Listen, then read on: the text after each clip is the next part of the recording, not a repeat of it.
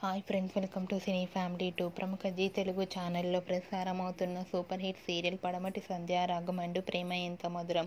ఈ రెండు సీరియల్ ప్రేక్షకులను బాగా ఆకట్టుకుంటూ ముందుకు దూసుకుపోతున్నాయి.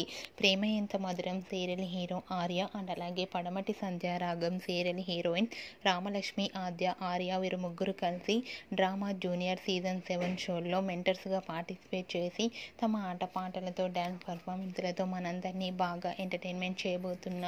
వాటికి సంబంధించిన ఫొటోస్ బయటకు వచ్చి బాగా వైరల్ అవుతున్నాయి.